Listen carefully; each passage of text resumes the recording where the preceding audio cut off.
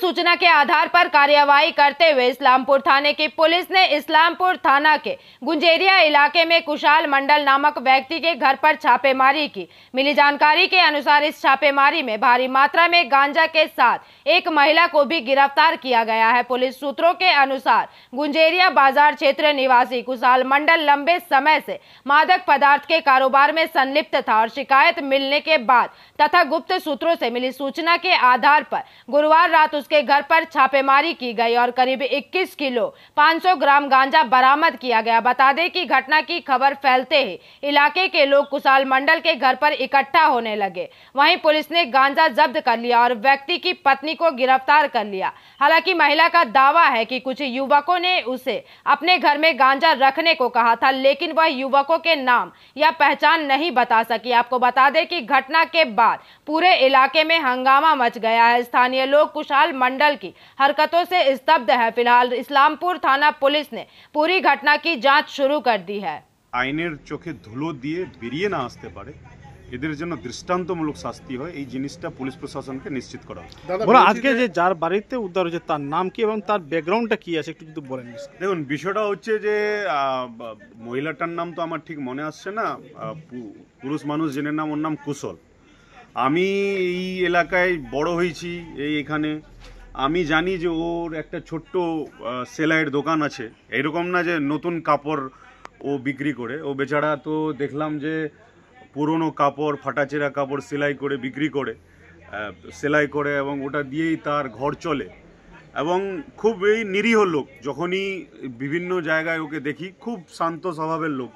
এখন ওর বাড়ি থেকে যে এইরকম জিনিস বেরোবে, আমি সত্যি কথা বলতে ব্যক্তিগতভাবে আপনি যদি আমাকে জিজ্ঞেস করেন, আমি কিন্তু শকড অ্যান্ড সারপ্রাইজড। আমি এটা কোনোদিন এটা আশা করিনি যে এত মাদক দ্রব্য ওইরকম একজন লোকের বাড়ি থেকে বেরোবে। তাই আমি আরেকবার বলতে চাইছি যে এটার পূর্ণাঙ্গ তদন্ত হওয়া উচিত। দাদা, একজন মহিলা দেখা গেল ভেতরে অনেক গাঁজা এবং পাশে একজন মহিলা সেখানে, এবং জানা গেল যে উনিই বিক্রি করে।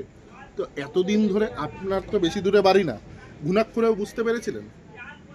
দেখুন, একটা কথা জানেন যে আমাদের অনেক সময় এরকম হয় যে আমাদের বাড়ির পাশের লোক অনেক বিভিন্ন কুকর্মের সাথে যুক্ত থাকলেও আমরা কিন্তু টের পাই না।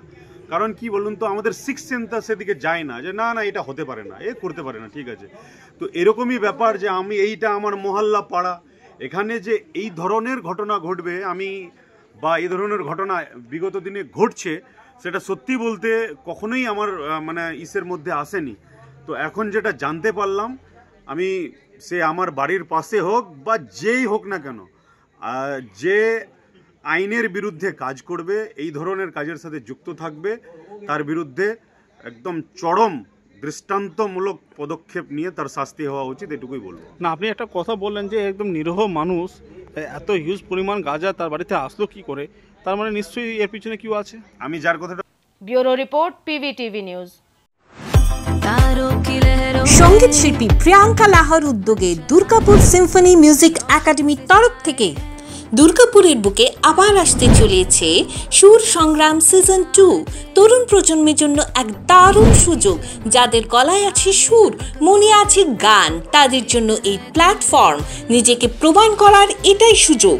অডিশনের দিনগুলি হলো 17ই মে 2025 এবং 18ই মে 2025।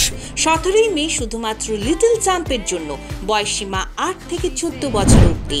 18ই মে 15 বছরের ঊর্ধ্বে। অডিশনের সময় ও স্থান সকাল 9টায়, হোটেল আস্তর, সিটি সেন্টার, দুর্গাপুর 16, পশ্চিম বর্ধমান। আমাদের সঙ্গে সত্তর যোগাযোগ করুন এই মোবাইল নম্বরগুলিতে।